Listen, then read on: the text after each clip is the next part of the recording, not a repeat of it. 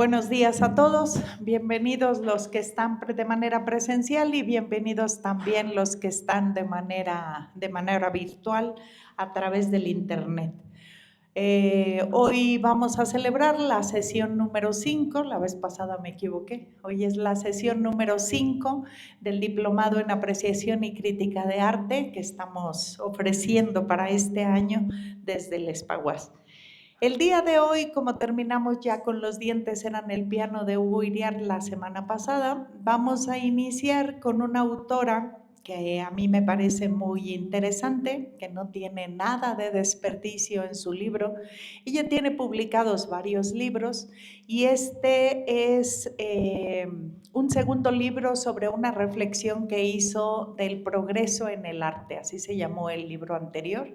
Y como quedaron cosas en el tintero, entonces ella escribió este libro como para continuar aquel tema que venía trabajando desde antes. Les decía yo que es una crítica de arte muy interesante, muy interesante, porque ofrece reflexiones que no se encuentran fácilmente en otros espacios literarios. Vale mucho la pena leerla porque tiene una perspectiva que nos ayuda, no es la única, pero me parece la más interesante, que nos ayuda a comprender por qué eso que nos parece una tomadura de pelo en el arte moderno y en la posmodernidad en el arte, eso que parece una tomadura de pelo puede ser apreciado desde otras perspectivas. Y eso es lo que nos ayuda muchísimo. La inquietud que muchos alumnos tenían aquí sobre ese asunto del arte moderno, alguna vez preguntaron si el plátano pegado con cinta gris en la pared podría considerarse arte.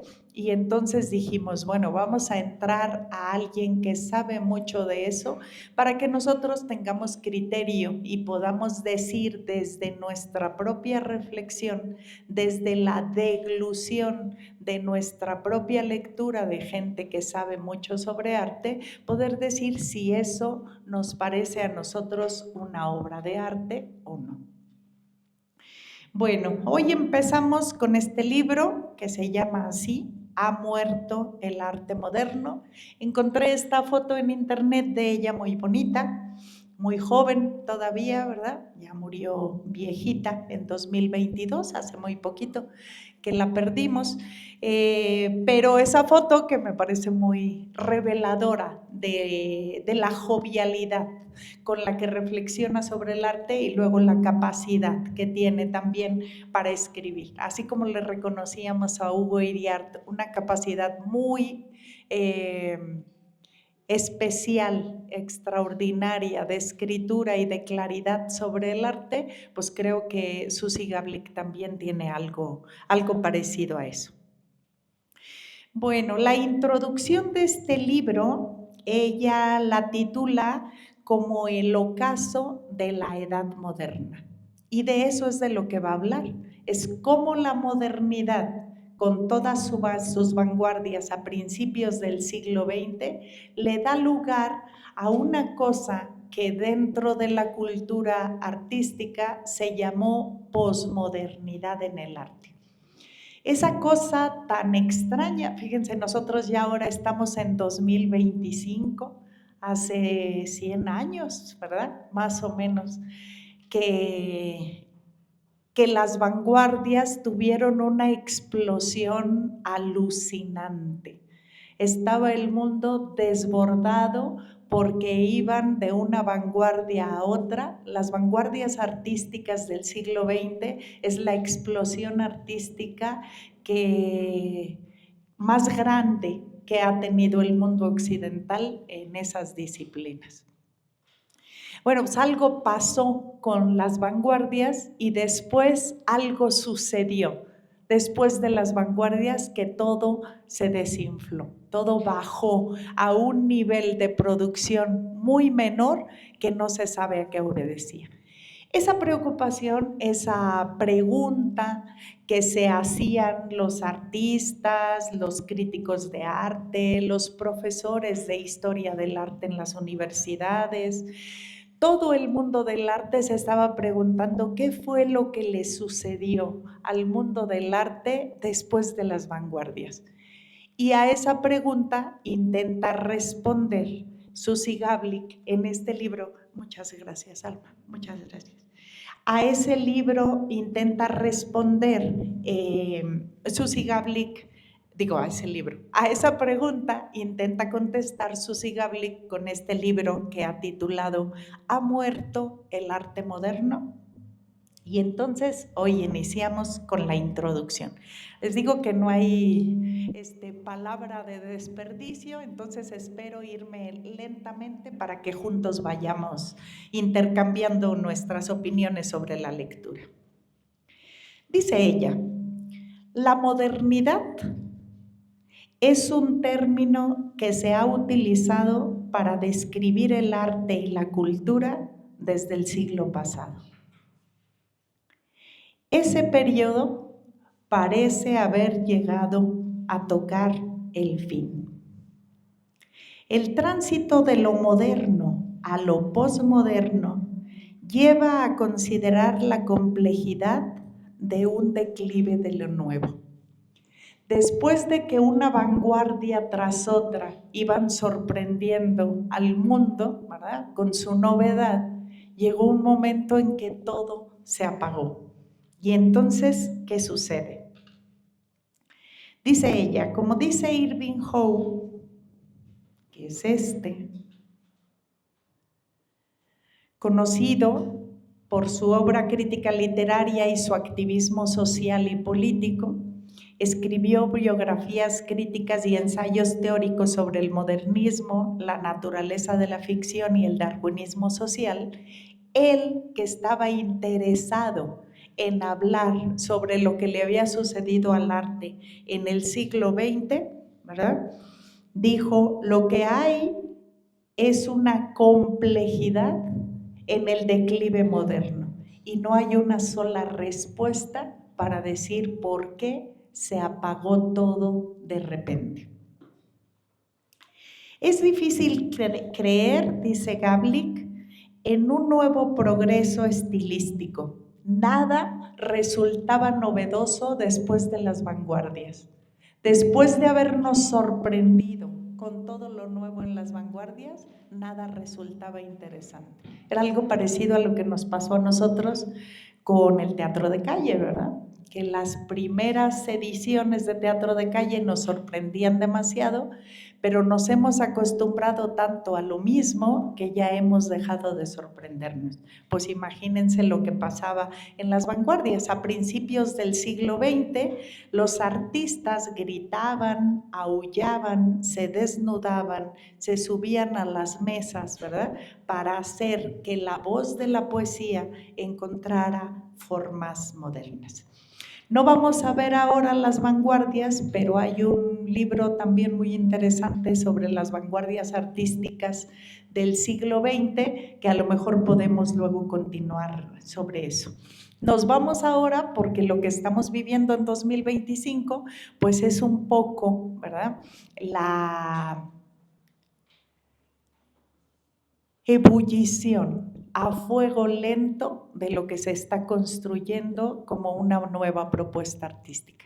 Lo que hacen desde la mitad del siglo pasado o desde el primer tercio del siglo pasado hasta ahora es nada más darle vuelta a una cosa y a otra dentro del arte sin llegar a transitar a una cosa novedosa. Lo que están haciendo es mezclando una disciplina con otra, lo que están haciendo es explorando en la profundidad de alguna vanguardia artística que se hizo, pero hasta ahorita no hay nada nuevo. Se mezcla la danza con el teatro con la danza y con la música, la pintura con la fotografía y con el video, ¿verdad?, la música con el video. Eso es lo que están haciendo. Eso es lo único. Hay un programa de la BBC de Londres que habla de en qué trabajan los artistas desde finales del siglo XX y principios del siglo XXI. Pues trabajan explorando sobre lo mismo. Todavía hasta ahora no hemos logrado dar el salto a una nueva era de vanguardias en el arte. Pero ¿por qué pasó eso? Eso es lo que se preguntan los críticos y los expertos en arte. La modernidad en el arte llevó a creer que se habían alcanzado los límites del arte. Se llegó a decir incluso, ¿verdad?, que el arte había muerto, el fin del arte moderno. Uno de los escritores más famosos, hegeliano, al que tenemos acceso con muchos libros, que se llama Arthur Danto, ¿verdad?, habló de lo que significaba el fin del arte. El arte ya no tiene, ¿verdad?, para dónde caminar. ¿Qué significa? Que el arte había llegado a sus límites, había llegado al fin. Dice Gablik, mientras sigamos dispuestos a considerar cualquier, entrecomillada, cualquier cosa como arte, las innovaciones no parecen posibles ni siquiera deseables. La desintegración de la cultura moderna apareció porque las vanguardias fueron un conjunto de cambios y contrastes violentos. El periodo de éxito resonante y creatividad de la modernidad en el arte daba lugar a un periodo de empobrecimiento y decadencia.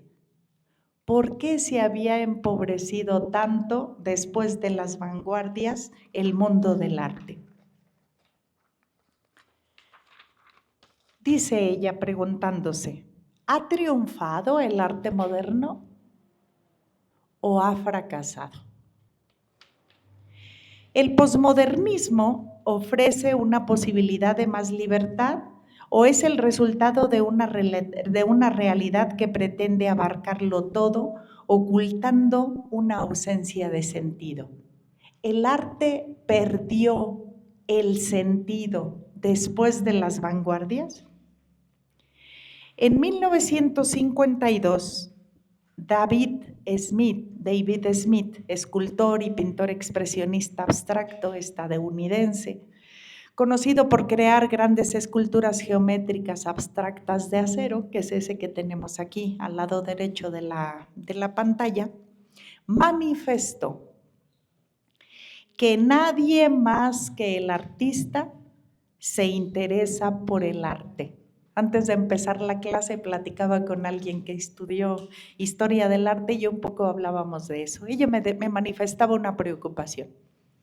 Me decía, maestra, ¿por qué a los artistas no les interesa cuando nos preguntan si nos gustó su obra y les decimos que sí? Pero algunos, no todos, cuando nos preguntan si su obra nos gustó y les decimos que no, entonces sí nos preguntan por qué nos gustó. ¿Por qué no nos gustó? Es verdad. Y entonces le decía yo creo que al artista, que el artista lo que quiere, el objetivo de su obra es que le guste al espectador. Por eso no tiene interés en dialogar con alguien que le gusta, porque ahí el objetivo está cumplido. El asunto con el que no le gusta la obra, el objetivo no está cumplido. Y hay artistas que son curiosos y quieren averiguar por qué no les gustó. Porque tal vez en ese no se detecte la avería de su obra. Y escuchando qué es lo que el espectador ve, que él no alcanzó a ver, tal vez se pueda mejorar. Y entonces decía ella, dice, ¿pero por qué no tenemos voz? Pues porque no nos la hemos ganado. Cuando nosotros caemos al mundo, cuando somos arrojados al mundo, el mundo no tiene un lugar para nosotros. No es que cuando nacemos ya el lugar estaba reservado para nosotros. Caer al mundo significa tener la fuerza para hacerse un lugar en él. Y hacernos un lugar en el mundo implica que tengamos fuerza para eso. Nadie estaba reservando un lugar para nosotros. Hacernos notar como hijos significa que tenemos que levantar la voz de vez en cuando para que sepan que ahí estamos y que a veces no estamos de acuerdo con lo que opinan todos los demás. Levantar la voz y hacerse un lugar significa tener fuerza para hablar desde donde estamos. No es el artista el que le va a dar un lugar al espectador. Es el espectador el que se va a ganar un lugar con el artista. Pero ¿eso qué significa? Reflexionábamos antes. Pues significa el compromiso personal de todas las cosas que hacemos. Asumir con responsabilidad lo que decimos, lo que hacemos, lo que pensamos, para con responsabilidad asumir también las consecuencias de todo eso. El espectador no puede tener un lugar si no se lo da. El artista no puede tener un lugar si no se lo gana. El alumno no puede tener un lugar si no es alumno. ¿Y qué significa ser alumno? Ganarse un lugar dentro del espacio escolar.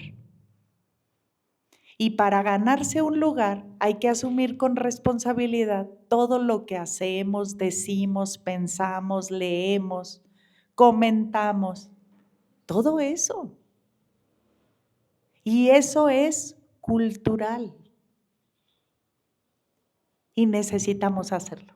Le decía yo, no me acuerdo ahorita, ya llegaron más, a ver si me lo recuerdan. Teatrero de calle que trabajaba en la Escuela Nacional de Arte Teatral, que vino aquí a fundar el teatro de calle, que no me acuerdo ahorita cómo se llama. ¿Alguien se acuerda? Bueno, si no, ya me acordaré a ver, durante la clase. Este maestro lo que hacía, ¿verdad?, con mucho interés, era formar público teatral. Invitaba a ver obras de teatro a los espectadores, comprometiéndolos a que se quedaran después de la obra de teatro para comentar con los expertos y con los espectadores lo que ahí había sucedido. El análisis teatral posterior a la obra de teatro hacía que la gente se fuera cultivando cada vez más profundamente en el teatro. Y eso generaba un ambiente cultural que hacía que los espectadores se fueran haciendo cada vez más conocedores, cada vez más exigentes, y eso para el teatro era una ventaja, ¿sí? Pero eso significa, pues eso, quedarse más tiempo ahí, querer hacer el ejercicio de decir. Me decía la compañera al principio, decía, mire, a mí en la música me pasa. Dice, hay música que es artística y música que es solo de entretenimiento.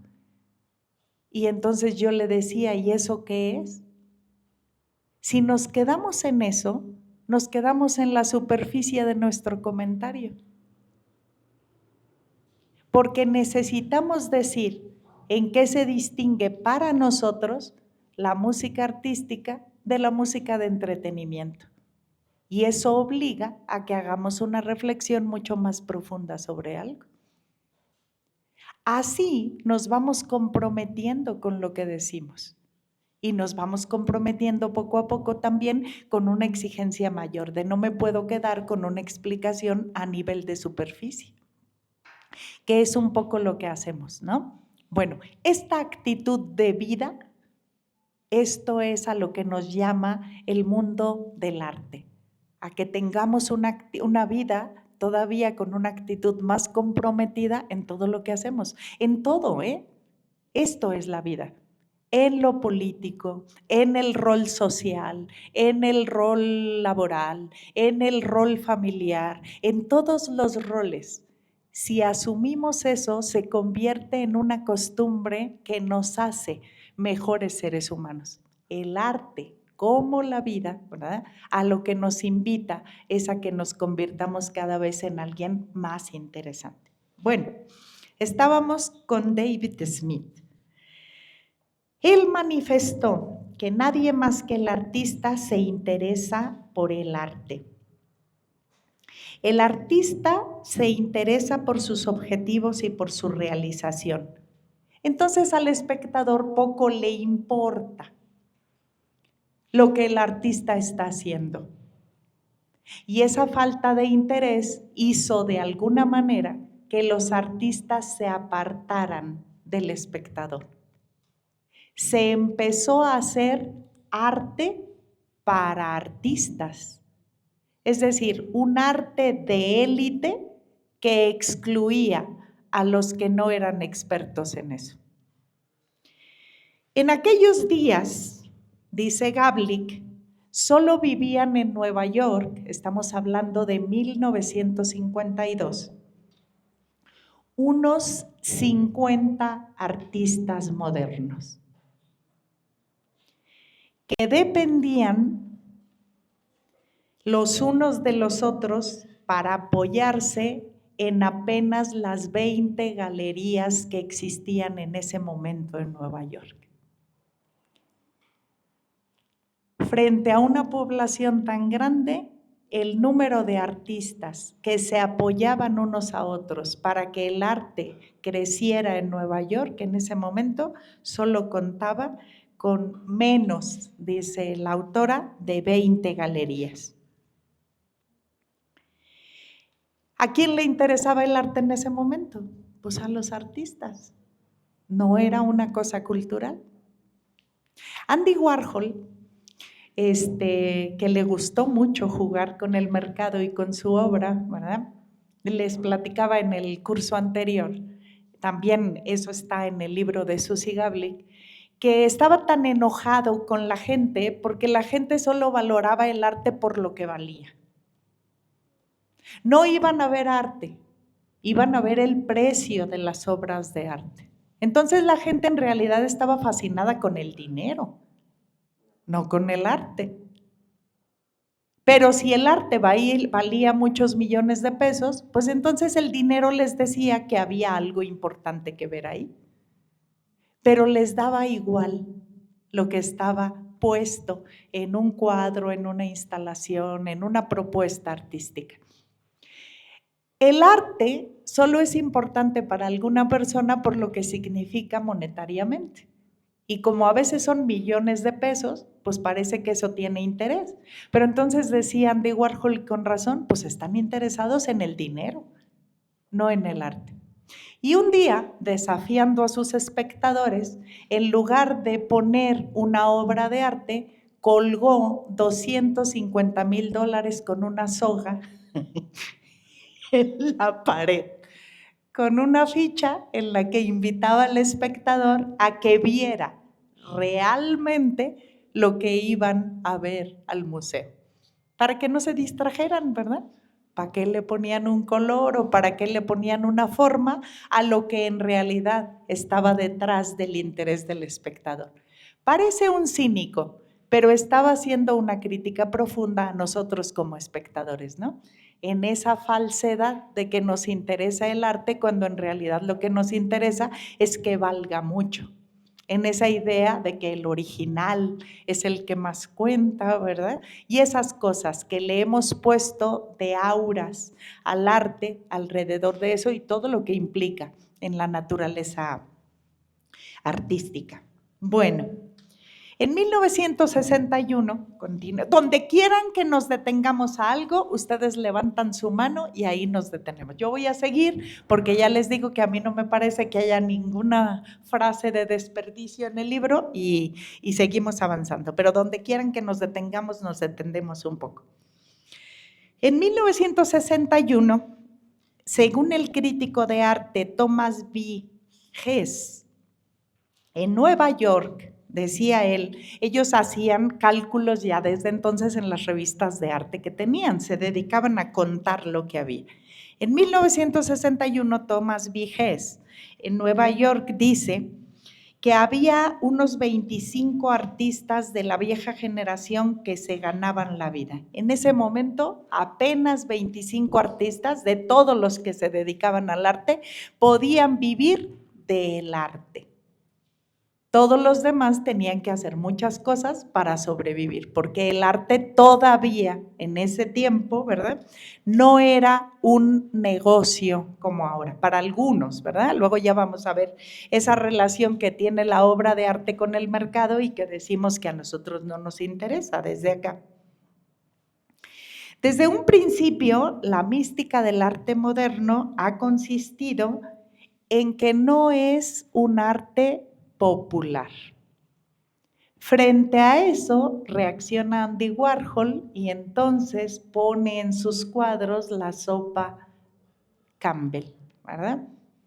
Frente a eso, Andy Warhol reacciona y pone en sus cuadros cajas de detergente Brillo también.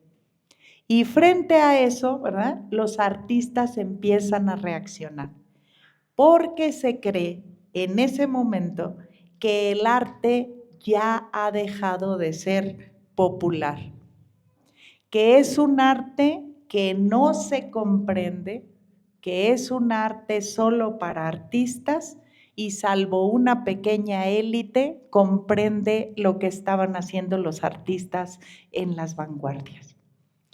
Que un poema como el de Allen Ginsberg, que se llama Aullido, se aullara encima de una mesa, resultaba incomprensible para los espectadores en las vanguardias artísticas.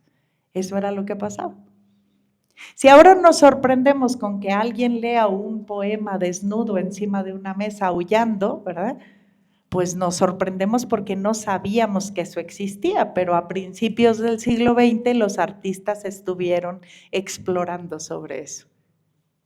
Por eso es tan importante que conozcamos la tradición para saber en qué lugar estamos puestos y poder decir con conocimiento de causa que eso no es una novedad.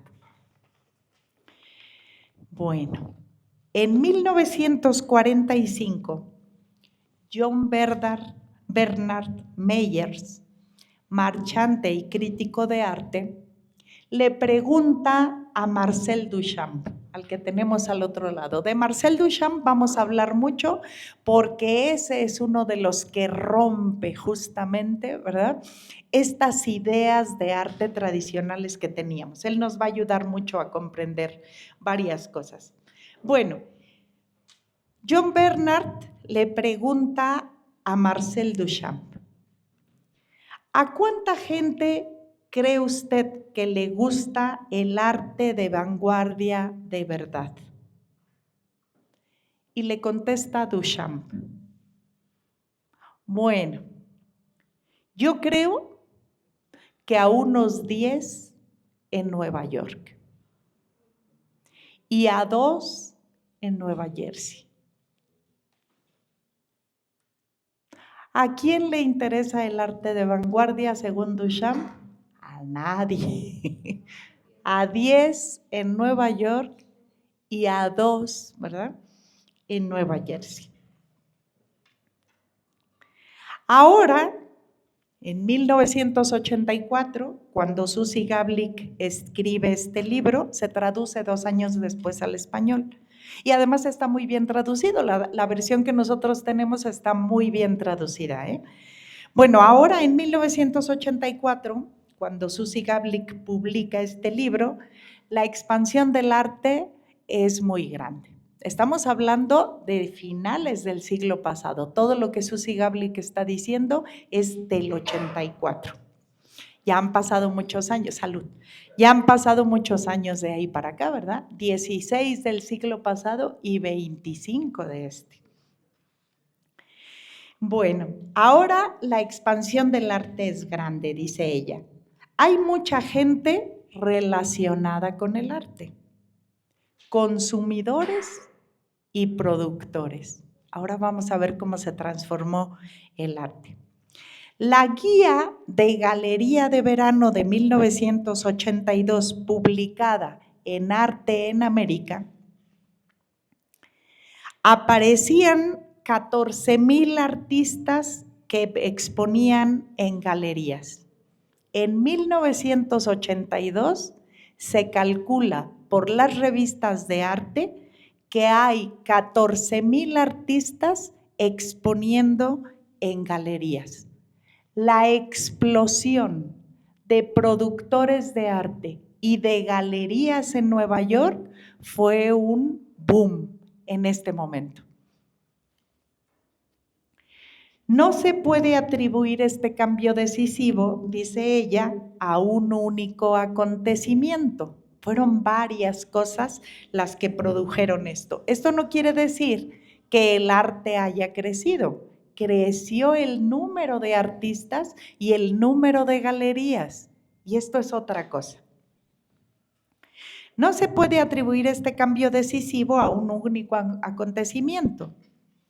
La indiferencia y la hostilidad anterior se han sustituido por el entusiasmo y un público numeroso para esta nueva explosión artística. ¿Qué apareció en el escenario del mundo artístico? Aparecieron coleccionistas ambiciosos.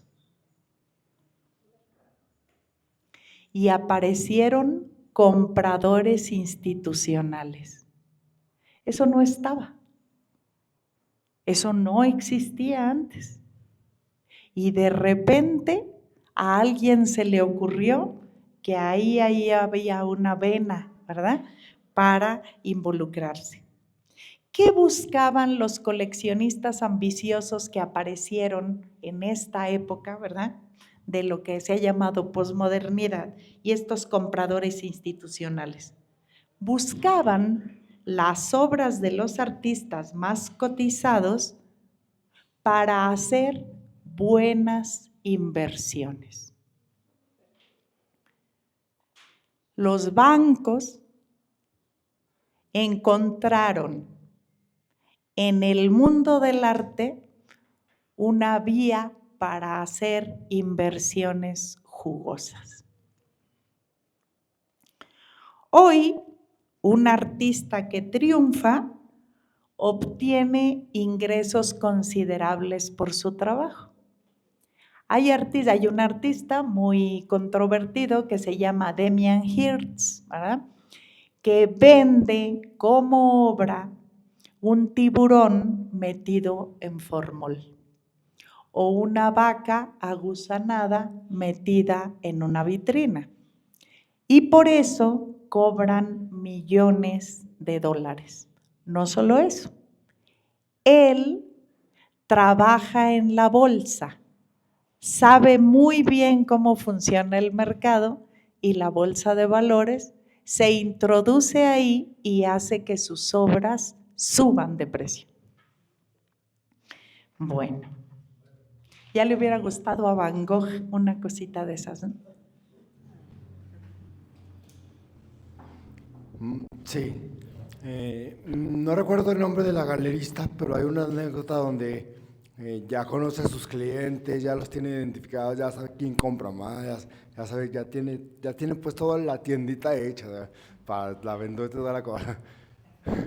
Algo así, ¿verdad?, la anécdota cuenta. ¿Se acuerdan? Con el curso anterior nosotros decíamos que era muy importante no confundir las esferas del arte. Hay una esfera que conviene mucho distinguir, que es el artista con su biografía, decíamos en una de las sesiones anteriores. No vale la pena confundir al artista con su biografía porque eso puede mermar la apreciación en el arte, sobre todo desde donde se enfoca este diplomado. Puede haber un artista que sea de derecha, ¿verdad?, que sea misógino, que sea violento, que no nos guste, que no sea agradable y sin embargo escriba muy bien. Eso no demerita su obra. ¿Por qué? Porque hay una esfera, y por eso conviene no confundir una esfera con la otra, porque estaría la esfera, ¿verdad?, de la producción artística, el proceso creativo y la obra ya terminada. Tampoco conviene confundir una cosa con la otra. Una cosa es el proceso creativo y otra cosa es la obra terminada. Pero habría un mundo al que nos vamos a meter con Suzy Gablik, que es el mercado y la obra. Nosotros decíamos aquí, porque una obra valga muchos millones de pesos, no necesariamente es más artística o hace una propuesta más interesante. La mezcla que hacemos como espectadores desde la superficie entre el precio de la obra y el contenido artístico de la obra, pues no tiene nada que ver. Confundir eso no nos conviene porque dejamos de ver cosas interesantes. ¿Qué le interesa a este diplomado? Profundizar en el proceso de la creación, en el proceso creativo. Eso es lo más interesante. Pero ahora con Suzy Gablik vamos a entrar a esta cosa del mercado para que veamos en qué mundo nos encontramos ahora. Bueno, ya decíamos, fíjense, en la historia del arte hubo un momento en que el arte solo estaba metido en las iglesias y en los lugares donde vivían los reyes y los grandes nobles, ¿verdad?, que tenían acceso a eso. Cuando aparece la burguesía, la nueva burguesía, que tiene dinero pero que no tiene nobleza, intenta comprar con su dinero algo parecido a lo que tenía la nobleza, con dinero y con sangre azul.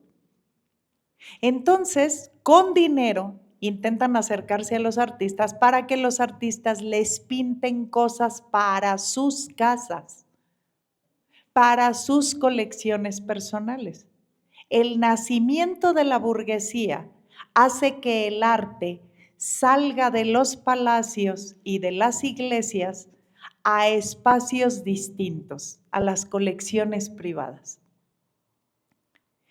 Pero una vez que sale a la colección privada, el capital, el desarrollo del capitalismo, que es muy interesante por la manera en la que va haciendo grietas en todos los espacios, lo que va generando son espacios públicos donde se pueden exhibir ese tipo de trabajos. Aparecen las galerías, aparecen los museos, el Estado empieza a encargarse de espacios públicos donde se generan colecciones de obras y entonces se va abriendo a una posibilidad que el arte no había pensado en sus orígenes. Estos coleccionistas privados y estas instituciones, ¿verdad?, que empiezan a interesarse por el arte, ¿verdad?, abren una cosa para el arte que el arte no había pensado. Los compradores institucionales juegan un papel muy importante en este fenómeno que sucede en la posmodernidad. Bueno, ¿qué empieza a suceder? Que los museos, además de crecer, se empiezan a abarrotar de obras. Al mismo tiempo que se abarrotan de obras, los artistas tienen que hacer cola para exponer. Hay museos que tienen agendas y entonces cuando los artistas se acercan, si es que son dignos de exponer en esos espacios, pues los ponen en la cola, ¿verdad?, de la exposición. Bueno. En la exposición internacional Zeitgeist, así se llama, el espíritu de la época, se llama esa exposición, que existe desde hace mucho, pero que en Berlín en 1982 tuvo mucha resonancia por la participación de este artista que se llama Joseph Beuys, que hizo ahí una instalación que se llamó Monumento a los Ciervos, ¿verdad? O el rayo iluminado, el rayo iluminando un venado, que es esta, la que tenemos aquí. Les regreso a lo de Beuys, lo dejo un poquito ahí y luego pasamos a la que sigue. Bueno, en esa exposición donde participa Joseph Beuys, lo que sucedió es que esa exposición se convirtió en un mercado frenético de compraventa de arte. Un crítico calculó que había en esa exposición 3 marchantes por cada artista. Todos los artistas que estaban ahí tenían el ofrecimiento de marchantes para comprar su obra. ¿Qué había habido ahí? Una explosión interesada en invertir en arte a partir de las colecciones privadas y de las compras institucionales como inversión. Pensar que el arte se compra más que porque nos guste, porque eso representa la posibilidad de invertir en dinero, imagínense la perversión que está sucediendo en el mundo artístico. Eso es lo que empieza a explorar la reflexión de lo que estaba pasando en ese momento. Fíjense, 3 marchantes por cada artista. Esto no es una exposición. ¿Esto qué es? Un mercado del arte. Cuando yo estaba en la licenciatura en artes, una vez uno de los maestros nos dijo que había que ir a Tijuana porque ahí había una exposición del arte contemporáneo más interesante. Pero no, es que yo he ido y ahí está lo mejor de lo mejor, la crema de la crema. Yo no conocía. En Tijuanarte se llama, se llama esa exposición. Bueno, pues es un gran mercado de arte. Eso no es una exposición, valió mucho la pena habernos acercado allá. Ahí conocí yo a Javier Volsky, que es el que le da portada a nuestro diplomado, ¿verdad? Esa pared, esa escultura que aparece, que son los labios, ¿verdad? Esa obra de arte estaba expuesta ahí. Por eso valió la pena. Pero la verdad es que la exposición era nada. Era venta de carajadas que no tenían nada que ver con el arte. Bueno, eso es lo que ha proliferado. Los mercados prosperan con la producción artística. Los mercados de subastas empiezan a… regresemos un poquito a Joseph Beuys, ¿verdad? De este artista vamos a hablar mucho porque él como Duchamp ofrecen mucho para ver qué es lo que sucedió en este tránsito de la modernidad a la posmodernidad. ¿Qué fue lo que sucedió como transformación en el arte para que pasáramos de un lado a otro? Joseph Beuys, que nace en 1958 y que muere en 1985, artista alemán, que trabajó con varios medios y técnicas como escultura, performance, happening, video e instalación, y perteneció a un grupo artístico muy importante de esta época que se llamó Fluxus. El artista, hay una referencia a él, ¿verdad? Es el testigo humano de esta mística narrativa simbólica dominada por los animales, como es habitual en su obra, ya que aparece indirectamente representado como el vaciado de un tiesto de barro. La escultura social de Beuys pretende estimular, este es un comentario sobre la exposición que hizo en 1982. Pretende estimular las ideas en lugar de representarlas, rejuvenecer o iluminar a la sociedad con la energía del pensamiento creativo. La obra que presenta se llamó así, El Monumento a los Ciervos o Rayo iluminando un venado, Es, dice la crónica, ¿verdad? Es la única instalación monumental de Joseph Beuys realizada en bronce y otros metales. Basada en su Monumento al Venado, 1982, esta obra expresa la fascinación del artista alemán por las fuerzas de la naturaleza, la transmisión de energía y los estados de transformación. La disposición de este misterioso grupo de objetos evoca un emplazamiento natural en el que un venado, la tabla de planchar sobre patas de madera, las formas excrementales de animales primigenios, herramientas clavadas en arcilla y otras formas de bronce, y una cabra, la desvencijada carretilla, aparecen iluminados por un potente rayo. La pesada forma triangular que cuelga precariamente de una viga. Ver esta obra como una instalación en una exposición resulta de difícil comprensión. ¿Qué objetivo tiene Beuys al exponer esto? No podemos ir a ver la instalación de Beuys como vamos a ver a Velázquez. Velázquez se traduce casi inmediatamente. Lo que vamos a ver ahí es una infanta muy pequeña que ya está explorando con usar vestidos de grande, ¿verdad? Y la maestría del pintor que hace que nosotros veamos una perspectiva del cuadro en las meninas que es muy sorprendente hasta ahora. Bueno, ver a Velázquez no es lo mismo que ir a ver a Beuys. ¿Cuál es el objetivo de Beuys?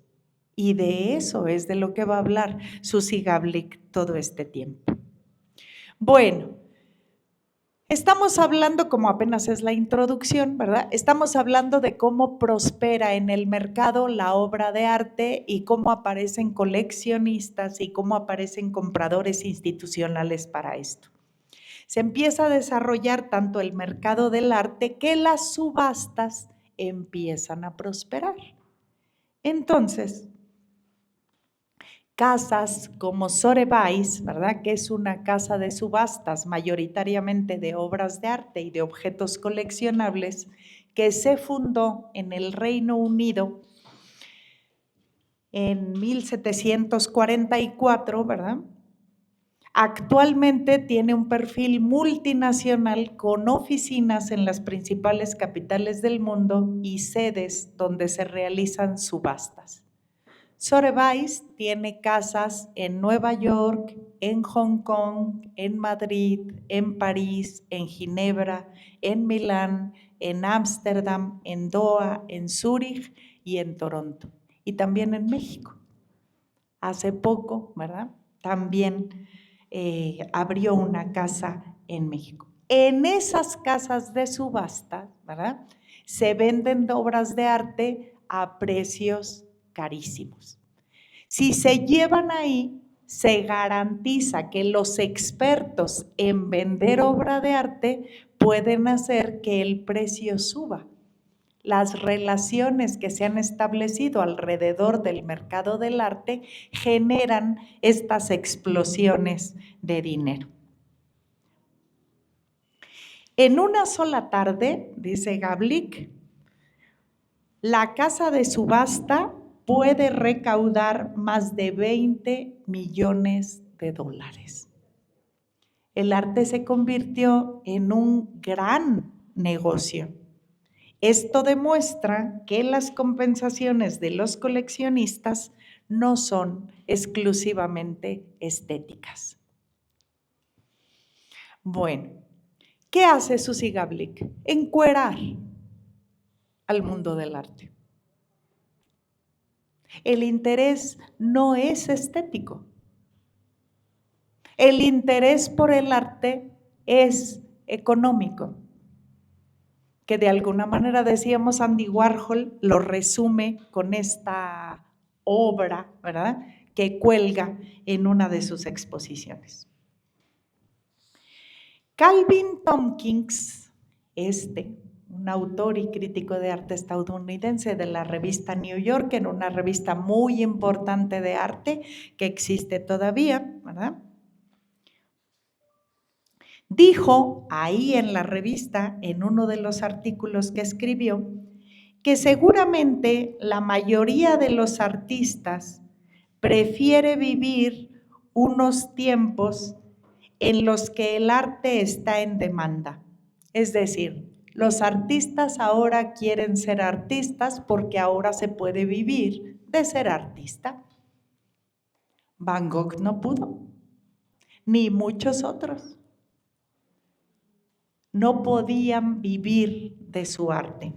Entonces, a lo mejor el interés más que en el proceso creativo tenga que ver con que ahora hay una vía, ¿verdad?, para sobrevivir ahí. Estamos hablando de 1984. A lo mejor ahora ya se complica otra vez. Estamos en 2025. Hace más de 30 años que está escrito esto. Bueno, fíjense lo que dice Tompkins. La mayoría de los artistas prefiere vivir unos tiempos en los que el arte está en demanda, aunque eso tenga un origen espurio. Es vergonzoso, ¿no? Un poco. En muchos sentidos, dice Gablick otra vez, el posmodernismo, más que una revolución de estilos, es una oleada de expectativas sobre el desarrollo cuantitativo del arte y su acumulación de posibilidades vitales en el dinero. Aumentó la demanda y las expectativas en el arte porque apareció un mercado floreciente y galerías desbordantes que ofrecían a los artistas oportunidades para vivir de eso. La ambición de los coleccionistas privados, el interés de las instituciones en comprar arte hizo que los artistas pensaran más en vender que en crear. La reflexión sobre su arte no estaba en la forma, la reflexión sobre su arte es en qué podemos vender y de mejor manera, porque el mercado floreció y las galerías crecieron. Parecen, dice Gablick, haber conseguido la aprobación del arte con una victoria rotunda, pero en este periodo el mundo del arte empezó a lidiar con algo que no se veía ni ver y que aparece más como un problema que como una solución.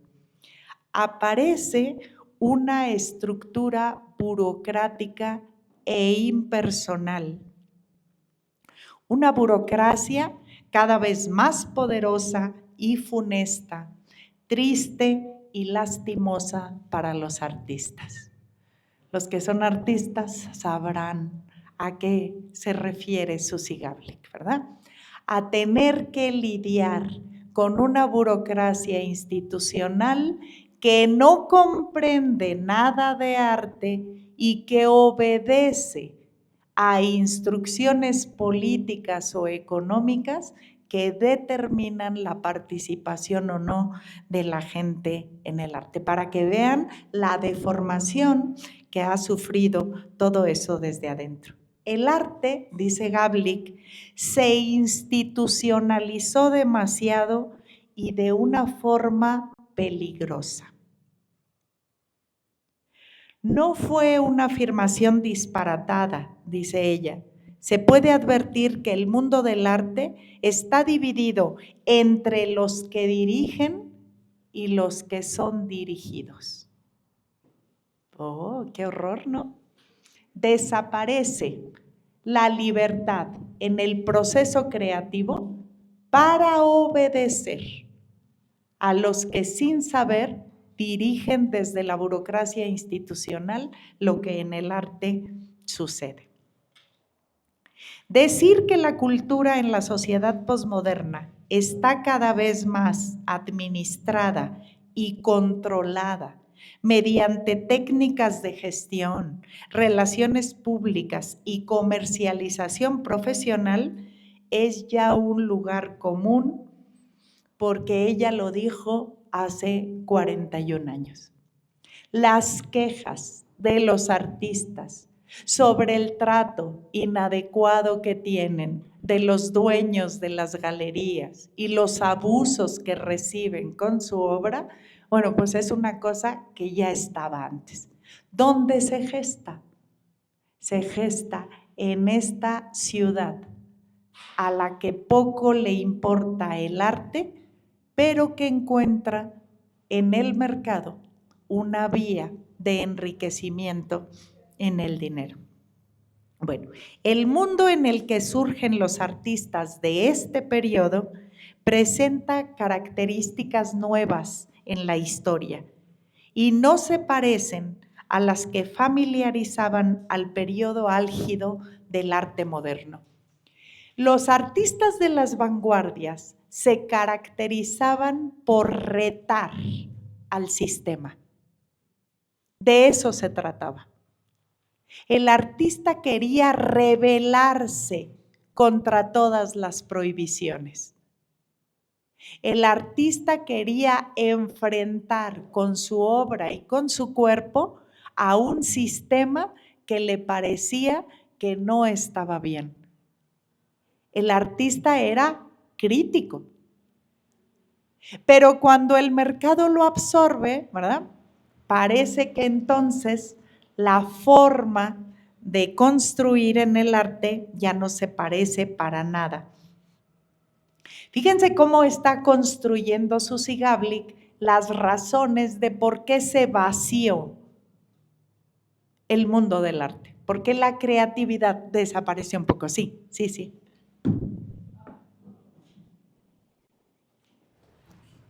Bueno, yo tengo una duda. Estamos hablando de la burocracia y todo eso, pero ¿quién le pone el precio a esas obras sin, no sé cómo llamarlas? O sea, ¿quién le pone el valor? La oferta. Pero somos nosotros los espectadores que hacemos que esas obras que no sé cómo llamarles, o sea, que La oferta es la demanda, ¿no? Es la demanda. Pero ¿quién le pone? El mercado. El mercado tiene reglas para funcionar. Y quien conoce profundamente las reglas de cómo funciona el mercado, se introduce también al mundo del arte para comprar. Fíjense, los coleccionistas privados de lo que saben es de mercado y de lo que en el arte puede ser una vena de inversión para eso. ¿Cómo se subastan las obras? ¿Han visto cómo se realizan las subastas? Es quién da más. ¿Qué es lo que se genera en los compradores de arte? Pues una especie de egoísmo magnificado.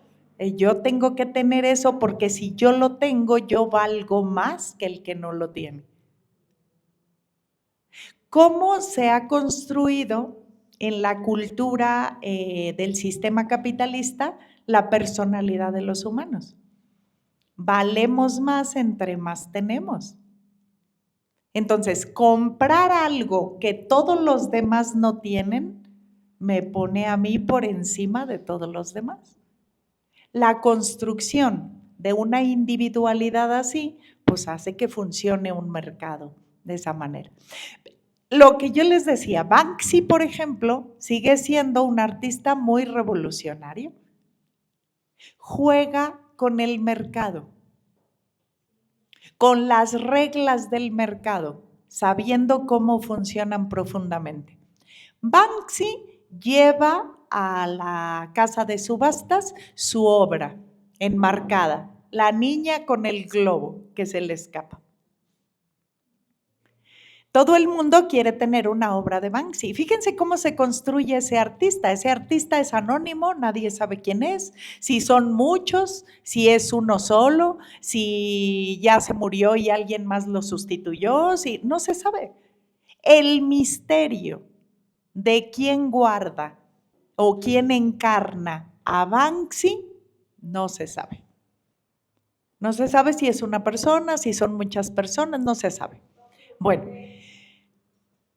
Banksy se hace famoso, se hace codiciable por los coleccionistas y él lo sabe, pero está retando todo el tiempo y vende su obra y la lleva a una casa de subasta. Eso había sido un graffiti, pero luego lo pinta en un papel. Lo lleva a la casa de subastas, lo venden en mucho. Pero él juega con los compradores. Porque en el momento en el que se compra, claro que con complicidad de la casa de subasta, ¿verdad? Lo mete en un cuadro y el cuadro es una trituradora. En cuanto se da el golpe final para la adquisición de la obra empieza a triturarse. El ruido de la trituradora, pues alerta a los que están ahí, ¿qué está pasando? Pues lo que está pasando es que la obra se está destruyendo. Uno podría pensar, pues que el que acaba de comprar la obra, pues pobre, ¿verdad? Porque ya pagó por basura, ¿no? Ahora bueno, la obra en ese mismo instante cobra un valor superior y se puede vender a un precio, es decir, el que la compró gana, porque ahora él puede hacer negocio con eso, puede hacer que ese cuadro ahora triturado, puede alguien tener más la obra de Banksy entera, pero triturada, en la presencia de todos, en la casa de subasta, solo el que la compró. Y eso hace que el precio suba. Ese es el juego con el mercado. ¿Por qué es interesante lo que Banksy hace? Porque conoce profundamente cómo funciona el mercado. Como a todos les gusta tener lo diferente, tener lo que nadie tiene, eso lo empieza Duchamp. Duchamp voltea el orinal, lo convierte en fuente, lo lleva al museo y a partir de ahí se genera una locura sobre el objeto artístico. Porque además de que genera una confusión en el arte, luego hay un montón de copias de orinales que no se sabe cuál es la verdadera. A partir de ahí, lo que pasa es que el mercado crece la obra, porque todo el mundo quiere tener el orinal original, ¿verdad? Que Duchamp volteó y metió al museo. ¿Se fijan? Lo que hay aquí ese es un rasgo de lo que sucede cuando el arte se vacía en la posmodernidad, como para que vayamos incorporándolo a nuestro plátano pegado con cinta. Bueno, adelante Pedro, adelante.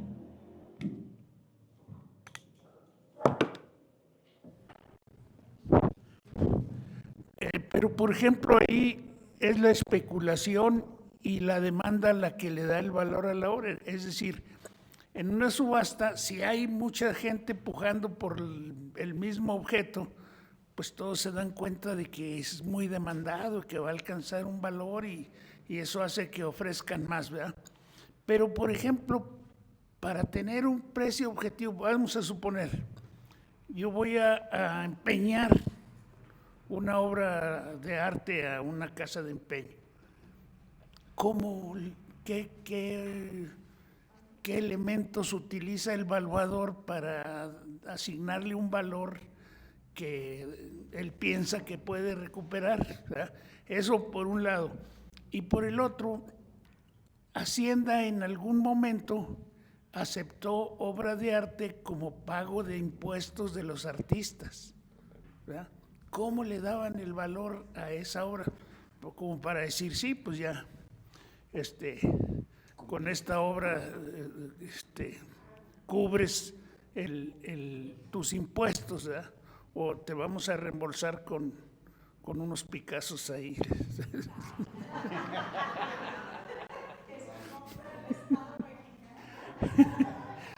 ¿Cómo darle un valor monetario, es decir, esta vale 1,427 pesos, como para que abones con esto los impuestos que adeudas, ¿verdad?, en tu declaración fiscal? Los conocedores de arte, los conocedores de los coleccionistas privados de arte y los que desde las instituciones se dedican a comprar arte, pues lo que tienen es un conocimiento de cómo está el mercado con esas obras.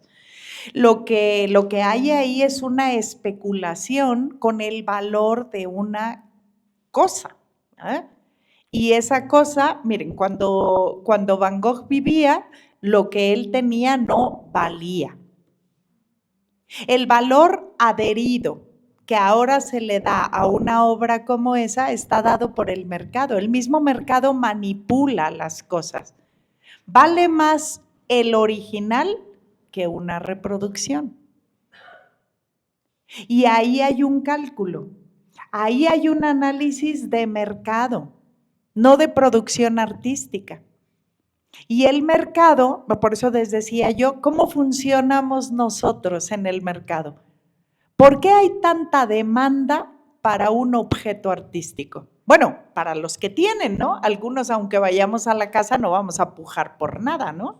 Podemos ver cómo pujan los que tienen dinero, pero no nosotros. Porque, no, bueno, no sé si habrá alguien aquí, ¿verdad? A lo mejor me excedo. A lo mejor sí hay aquí coleccionistas privados o compradores institucionales y yo hablando a lo sonso, ¿verdad? Bueno, si hay aquí, entonces una disculpa para ellos y hablaremos desde donde estamos. Cuando vamos nosotros a las subastas, pues lo único que hacemos es observar, ¿verdad? Cómo pujan ellos, la cantidad de dinero. ¿Qué es lo que tienen ellos? Una serie de conocedores de cómo funciona el mercado del arte. Y los conocedores, en Hacienda también hay conocedores, ¿verdad? De cómo funciona el mercado del arte. Y si eso puede ser un pago, o sea, si eso equivale a la cantidad de impuestos. Hace varios años, a lo mejor como unos 12 años, yo creo, hice yo un viaje a Nueva York.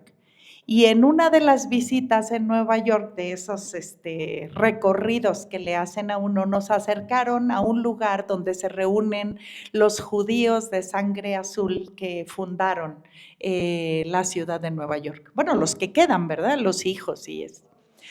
A ese club de 82 personas en ese momento no entraba nadie que no perteneciera al grupo de judíos de sangre azul allá. Ahí fue donde nació la posibilidad de que haciendo fundaciones de arte, la gente con mucho dinero pudiera dejar de pagar impuestos. Y ahí apareció, ¿verdad?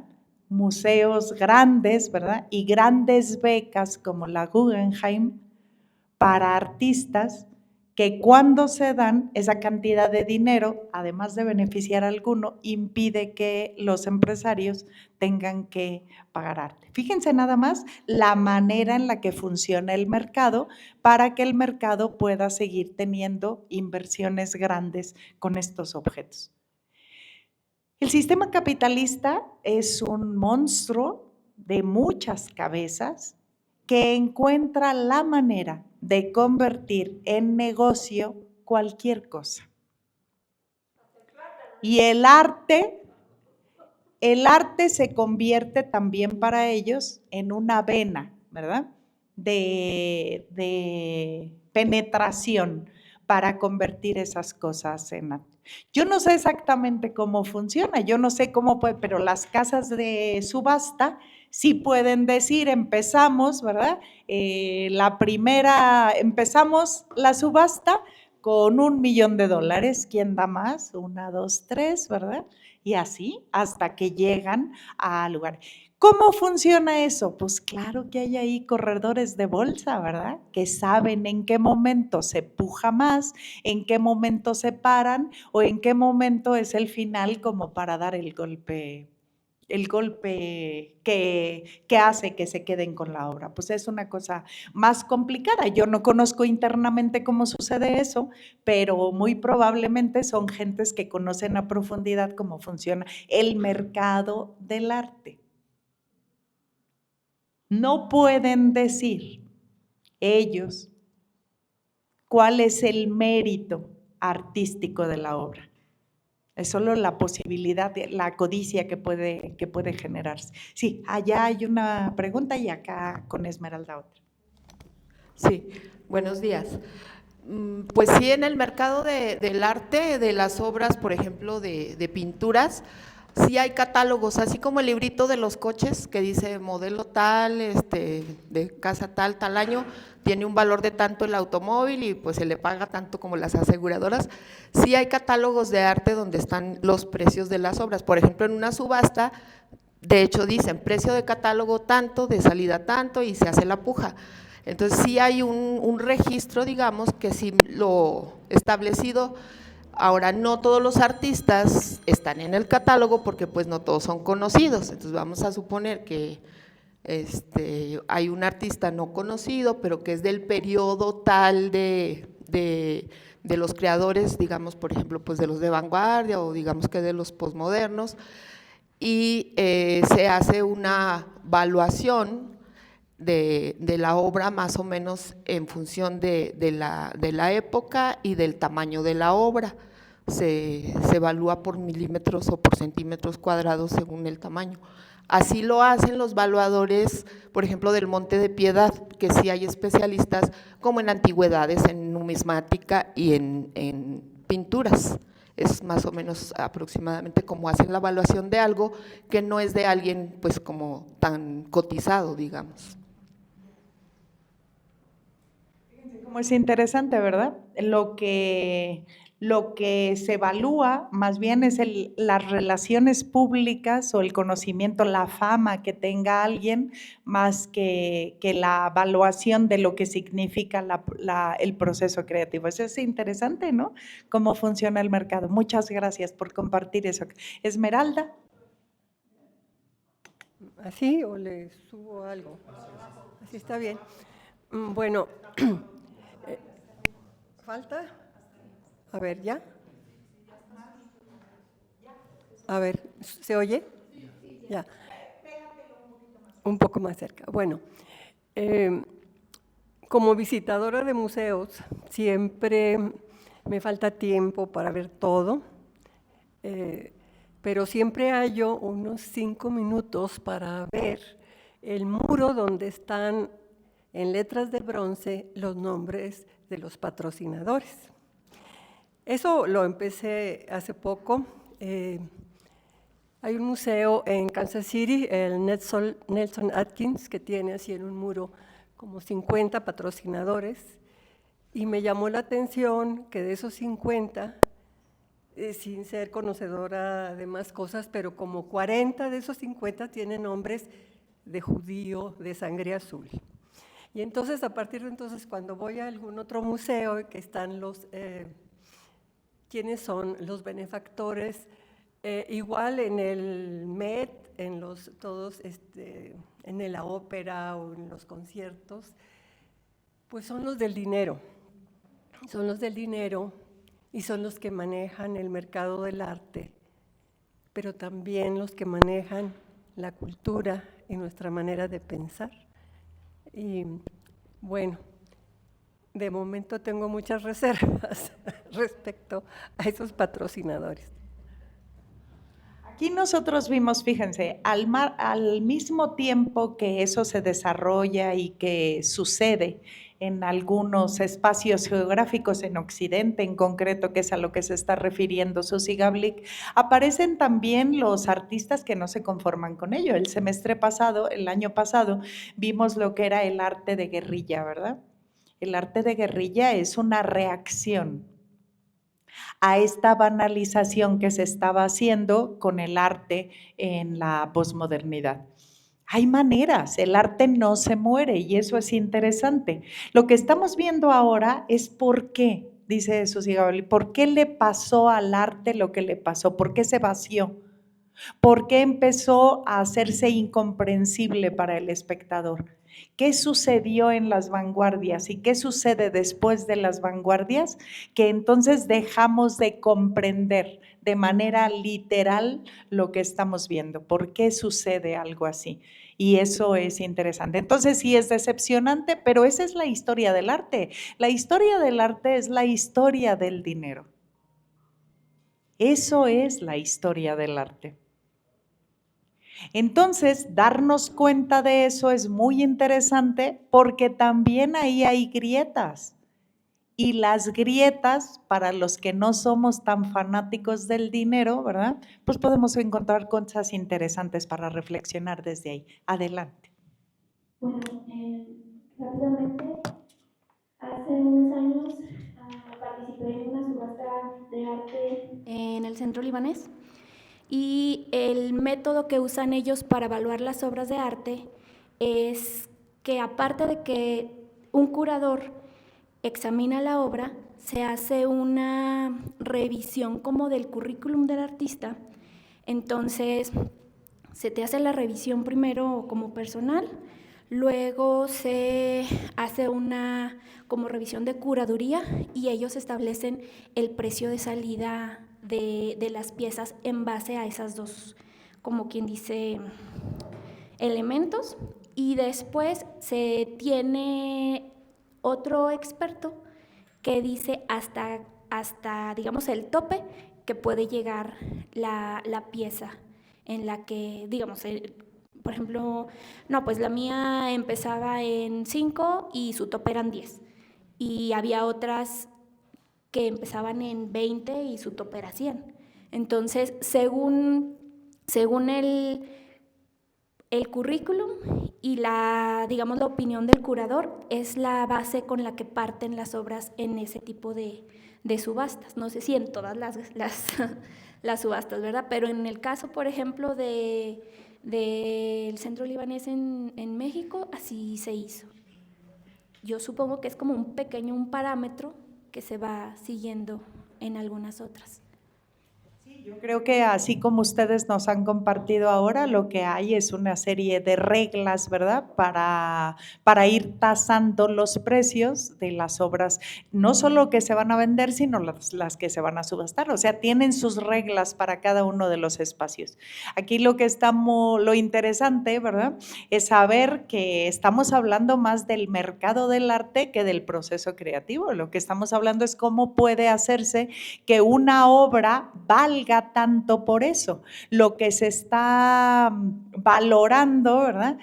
Fíjense cómo es el valor ya lo había dicho Marx, ¿verdad? Los que aprendimos algo de marxismo cuando estábamos más jóvenes, ya lo había dicho, ese valor añadido a los objetos que tiene que ver más con la subjetividad que con la objetividad. Y ese valor añadido que utiliza muy bien el capital para que nosotros podamos pelear, ¿verdad? Por obtener un objeto. Ahorita vamos a ver cómo el egoísmo es una estructura, ¿verdad? De la cultura y cómo eso hace que vayan cambiando incluso también los espacios en el mundo del arte, que no tiene nada que ver con lo que conocíamos antes. Acá quieren hablar. ¿También quieres hablar? Sí, bueno, era una especie de contraparte de la gestión cultural, sobre todo quien intenta vender una propuesta artística que no es, digamos, masiva o que no es, digamos, del gusto de todos. Y me recuerdo por lo que decía Duchamp de que en Nueva York cierto tipo de arte solo le gusta a 10 personas, pero en Nueva Jersey a 2 personas, pero en algún otro lado también, ¿no? Entonces surge el término nicho, que es como una expresión artística de nicho, que si bien comparado con una especie de catedral, en donde comparémoslos con un concierto que se efectúa en un estadio, por decir algo, un concierto de corridos o reggaetón, lo que sea. Pero también existe este tipo de arte que es como de nicho, entonces pues que también aunque sea poquitos, pero tiene sus seguidores, así de la colonia, y entonces el trabajo del gestor cultural es buscar esa vena de, bueno, aquí le interesa este arte, pero también en aquel lugar puede que haya un mercado posible, y entonces ir encontrando esa vena es el reto, ¿no? Incluso es muy difícil porque no es como el vendedor de autos que dice el mercado, no, pues se vende más el color blanco, pues hay más autos blancos, ¿no? Entonces y se venden. No le puedes decir eso a un artista, no le puedes decir cambiarle el color, cambiarle la forma, sino el trabajo es buscar en dónde existe ese mercado, a quién le interesa comprarlo, ¿no? Entonces por eso ese reto. Yo creo que esos nichos también son lugares para protegerse los artistas, ¿verdad? Para protegerse de la agresión del mercado contra grupos. También son maneras de ocultarse y de no dialogar con lo demás, pero a veces los nichos lo que hacen es proteger. Fíjense qué pasaba en París a principios del siglo XX. Que toda la gente, todos los artistas que estaban proponiendo cosas nuevas y que eran rechazados en las exposiciones oficiales, conformaron un grupo de artistas de rechazo, ¿verdad? Los rechazados hacían su exposición en otro lado, pero no les impedían. Eso es lo interesante, ¿no? Cómo el arte se mueve y dice, ¿a ustedes no los aceptamos en esta exposición? Pero pues ni que estuvieran mancos, ¿verdad? Entonces ellos se organizan con cosas muy interesantes y novedosas y dices, bueno, pues vamos a hacer la exposición de los rechazados de la exposición oficial. Hay muchas maneras de seguir explorando y de hacerse un lugar, de eso que hablábamos al principio, ¿no? El lugar no está ganado, hay que ganárnoslo. Con acciones, con ingenio, con astucia, con fuerza, con voluntad, con coherencia. Todo eso significa carácter. Y el artista necesita forjar un carácter todavía más fuerte porque ahí en su mundo lo que hay es mucha frustración. No es un camino de éxito, es un camino zigzagueante. Y en el zigzag, muy de vez en cuando hay gotitas de miel. Entonces, aprender a frustrarse es aprender a ser artista. Eso lo dice Howard Gardner en Arte, Mente y Cerebro, que es muy interesante. Allá atrás había una participación. Pásenle el... ¿Quieres hablar, Fela, o no? ¿Ya está? Ah, sí. Bueno, mi duda surge de que hay unos parámetros para, o bueno, lo veo de esta forma. Hay unos parámetros para obras que llegan a ser absurdas, de cierta manera, por el precio que tienen, que son ya pasando millones de, bueno, cuestan millones de dólares. Y hay otros parámetros para artistas locales o ejemplos como los que compartió aquí nuestras compañeras. La duda está en qué hay en esa brecha gigantesca de un artista local que tiene que comprobar, no sé, como una trayectoria, tiene que tener ciertas relaciones públicas y su obra está evaluada, pero ¿dónde o qué hay en esa brecha gigantesca a una obra que parece ser absurda por el precio que tiene y el mercado? O sea, son mercados distintos, hay muchos mercados dentro del mundo del arte o qué, cómo es que está esa brecha gigante de que alguien de aquí puede tener una obra que está evaluada en mucho dinero, ¿verdad? Pero puede llegar a los 100,000 pesos y luego hay obras como el ejemplo que hemos puesto tanto del plátano, que no se puede evaluar en las mismas parámetros, o sea, no se puede evaluar ni siquiera con los mismos parámetros de un óleo a algo pegado en la pared o de, no sé, algo que es efímero, como la obra del ejemplo que la trituraron, ¿no? ¿Qué hay ahí en esa brecha? Esa es mi duda. El asunto es que para calcular los valores ahí, pues los criterios son más del mercado, de cómo se puede el mercado entrometer, ¿verdad? En una cosa que tiene que ver con la creatividad. Tú dices, hay una obra absurda, pero no es absurda la obra. Lo que es absurdo para nosotros es el precio, el valor que se le da a la obra. La obra, según lo que nos platicaban las compañeras, que es interesante, ¿verdad? La manera en la que se le van poniendo precios para diferentes cosas y que a veces no tiene tanto que ver con el proceso creativo, sino con el currículum del artista. Y el currículum del artista tiene que ver con las relaciones personales. ¿Cuántas veces ha expuesto y dónde? Fíjense, hay artistas bien tramposos, pero tramposísimos, ¿verdad? Que han expuesto en Ámsterdam. Pues en un café que es del que se hicieron amigos, ¿verdad? Y entonces ya tienen una exposición en Ámsterdam. Y así. En un lugar, bueno, esas maneras tan astutas de sobrevivir en la construcción de un currículum, pues no tiene nada que ver con el proceso creativo, sino que tiene que ver con las relaciones que se establecen entre los artistas y las maneras de fingir que tu currículum es superior al de los demás. No hay un trabajo propiamente en el arte, sino un trabajo en el mercado. A veces los artistas no están metidos en eso, pero resultan atractivos para los marchantes de arte, para los dueños de las galerías, porque a lo mejor el currículum de ese artista le da currículum a una galería. Y entonces es la galería la que busca al artista para tener un currículum, porque ahora se convierte en la vendedora de ese artista, que ya era famoso antes, pero que ahora se convierte en un negocio de mercado. Hay muchas maneras de incorporarse a eso, ¿sí? ¿Puede ser que la obra sea absurda? Bueno, si vamos a valorar la obra, tenemos que hablar del proceso creativo, no de su precio. Por eso no podemos confundir a la obra con el mercado. Yo conozco gente que dice que ha expuesto, ¿verdad?, en Europa, por todos los lugares, pues sí, pero es en el café, en el idilio, ¿verdad? Aquí adelantito. ¿Eh? Exponer en un café de un amigo que conoces en otro país es la trampa del currículum, ¿verdad?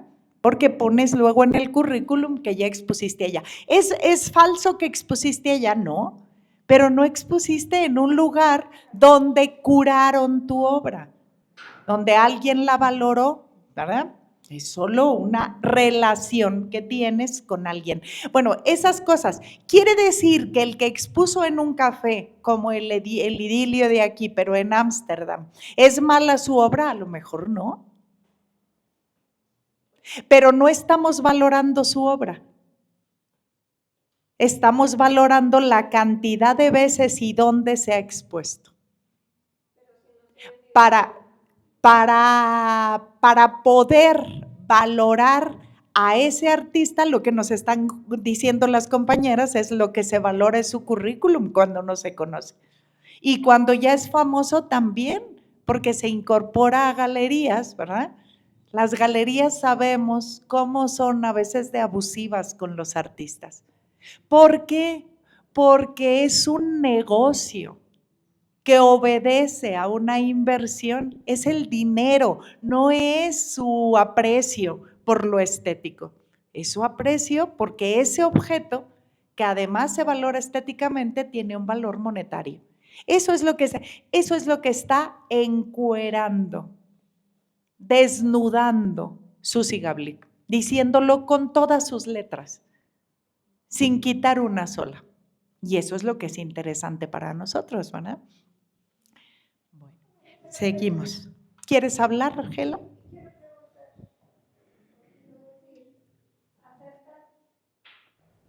Acerca de las subastas. Anduve yo en el Museo de Orsay, andaba viendo yo por ahí todas las obras, bueno, algunas, ya estaba junto a los relojes y oí que había así como retirado, como en el fondo, una subasta Y yo me fui caminando a ver si podía entrar, supuestamente. Hasta risa me dio después, porque era pura gente súper poderosa, elegante y gente que sabía. Yo quería siquiera ver qué estaban ofreciendo, ¿verdad? Y entonces ya, pues había guardias y todo, costaba además, era pura gente invitada. Y entonces todavía yo me seguí, ya me retiré de ahí, seguí, y después ya cuando salía la gente de la subasta oía los precios, sabe cuántos euros, y cuando ya me retiré empecé a notar, porque oí incluso españoles, no sé si un poco de francés y españoles, que eran hasta falsos, era gente que había ido a ofrecer pero era falsa. No era gente invitada, pero no era gente que verdaderamente comprara, sino que solamente ofrecía otro precio más arriba para que fuera subiendo la obra. No sé si eran, como se dice vulgarmente, paleros del artista o del, no sé, de quien ofrecía las obras. ¿Se vale eso o existe? Existe. Y yo no sé si se vale, yo creo que no debería de valerse, pero a lo mejor en el mercado eso funciona. Hay una serie en Netflix que es Lupin, ¿verdad? Que habla justamente de las trampas, ¿verdad? Y de la manera falsa en la que se puede trabajar en Lupin, se escribe, pero en Netflix, pero trata justamente sobre eso, sobre las trampas que puede haber en el mundo del arte, ¿verdad? Esas ganas por tener piezas que son de colección. Bueno, seguimos acá. ¿Alguien más se había levantado la mano que no me haya fijado? No, ¿verdad? Bueno, seguimos un poquito, a ver si avanzamos. Sí, avanzamos.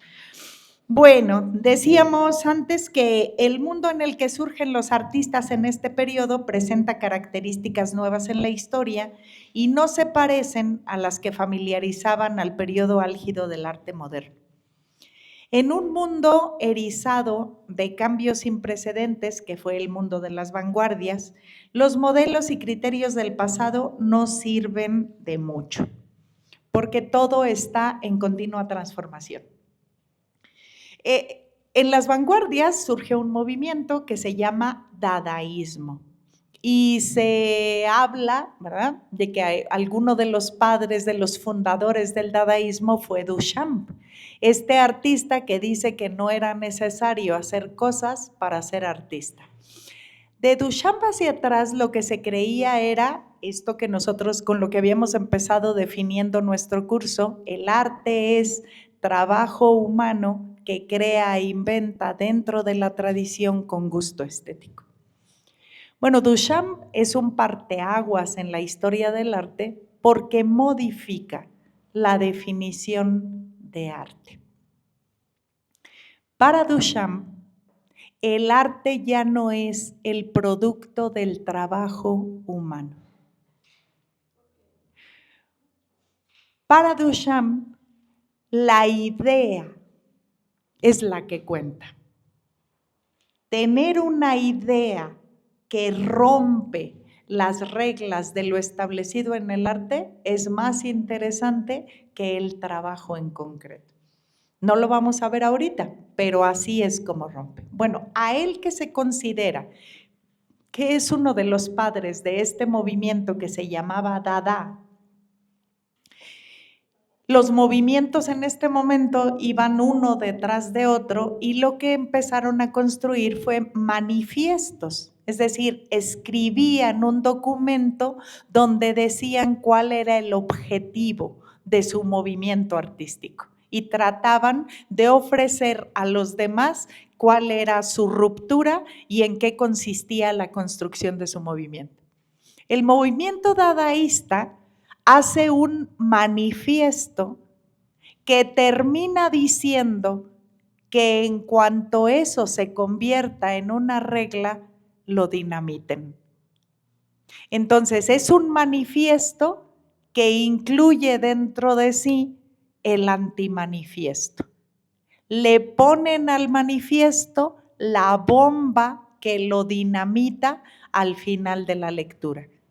Cuando ustedes consideren que lo que buscaba el dadaísmo se convierta en una regla para proceder en el arte, inmediatamente desháganse de él. Por eso fue tan fuerte.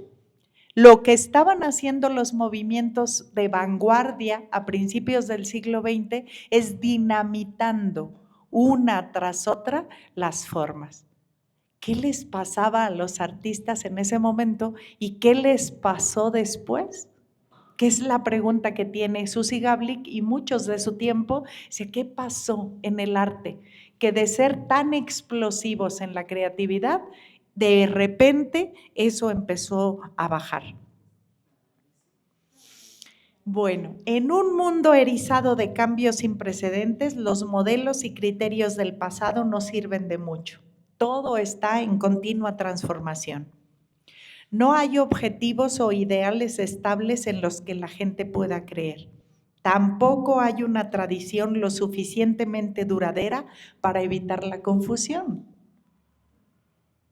Por eso estamos tan confundidos. Nos han ofrecido tantas novedades y tantos cambios que no hemos entendido que ni siquiera sabemos dónde estamos parados. Les decía yo que para entender a Duchamp todavía nos faltan muchos años. A pesar de estar en 2025, casi 100 años después de que él rompió mucho en el arte, estamos muy lejos de entender lo que Duchamp estaba proponiendo.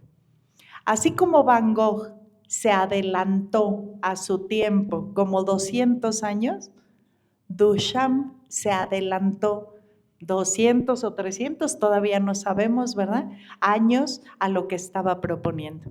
Nuestra cabeza no alcanza todavía a comprender lo que los artistas estaban proponiendo. Duchamp dinamita no solo el concepto de arte, sino la manera de hacer el arte.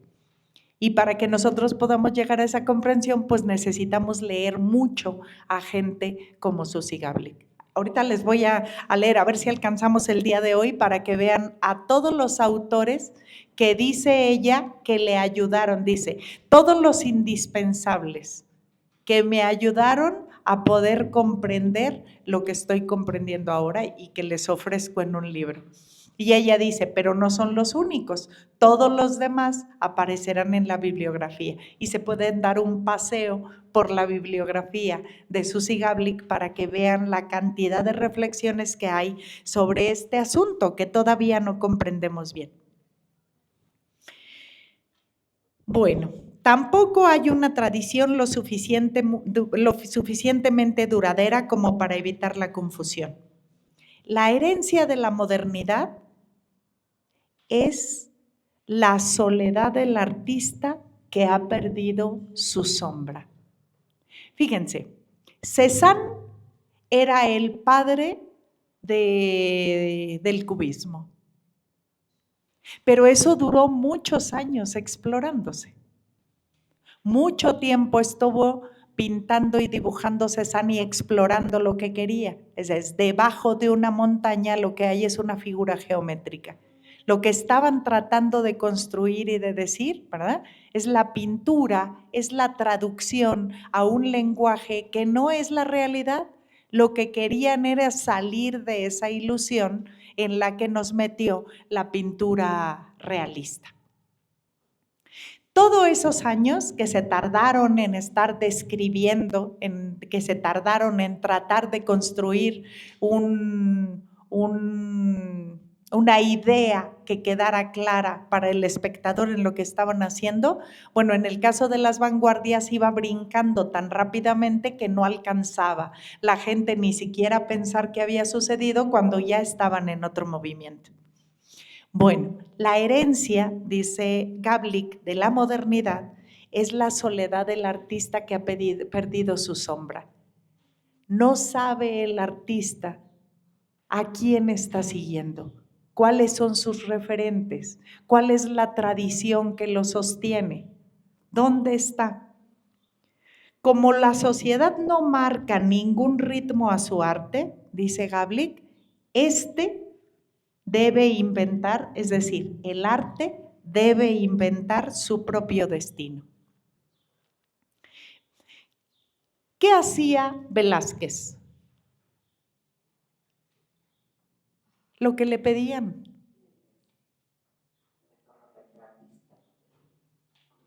Entonces él lo que trabajaba era lo que le pedían. La creatividad, ¿dónde estaba? Pues cómo se salía de lo que le pedían. Y entonces nos mostraba cosas. Haga usted un retrato de Inocencio X. ¿Dónde estaba la creatividad? ¿En la elección del tema? ¿En la elección del retrato? Claro que no. La creatividad estaba en eso que me piden. ¿Dónde puedo yo explorar para salir de ahí?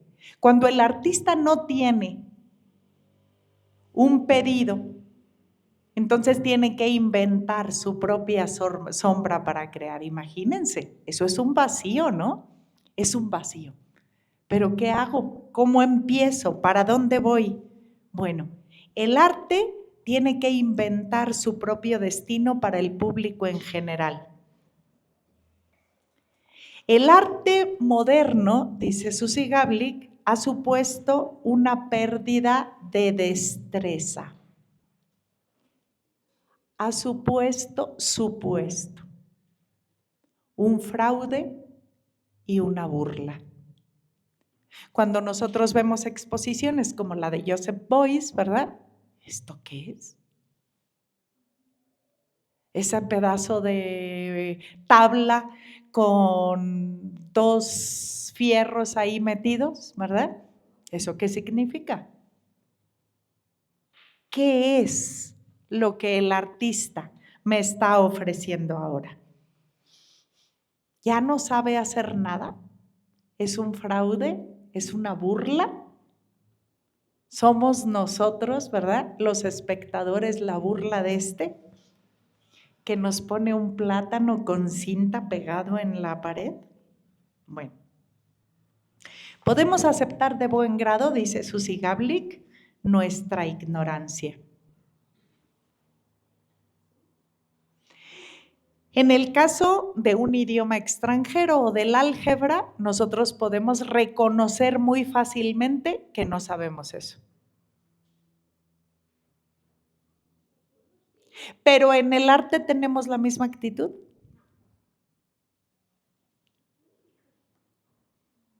Yo no sé física. Ay, no, esa es una cosa que yo ni te entiendo lo que me estás diciendo. Tampoco sé hablar chino mandarín. Tampoco sé el lenguaje matemático, ¿verdad? Y ahí reconozco mi ignorancia. Pero dice Susi Gablik, ¿tenemos la misma actitud respecto al arte? No. La gente ante una obra de arte que no puede comprender, piensa que se hizo para insultarla. Esa es nuestra reacción frente a algo que no comprendemos en el arte. ¿Qué cosa, no? Ortega y Gasset, a principios del siglo pasado, fue a una exposición de arte contemporáneo, a su tiempo, ¿verdad? De arte de su tiempo, entró y vio aquella exposición, aquella galería de gente que él conocía, de artistas e intelectuales que se juntaban a las tertulias, y llegó y no comprendió nada. Y entonces escribió que él se había sentido insultado. Fíjense, él se había sentido insultado por todo lo que vio ahí. Y que un poco más adelante entendió que nadie quería insultarlo, que era él el que no comprendía para nada lo que los artistas le estaban ofreciendo. Lo primero que nosotros creemos cuando vemos a Miró, ay, los del Ceciguas pintan más bonito. Bueno, nuestro desconocimiento sobre el arte, fíjense cómo somos agresivos sobre eso. Y además nuestros prejuicios nos permiten ponernos por encima de eso. Podemos reconocer nuestra ignorancia sobre otras cosas, pero en el arte, ¿por qué nosotros asumimos que el artista quería insultarnos, tomarnos el pelo? ¿Por qué es un fraude o por qué es una burla? Lo que no comprendemos.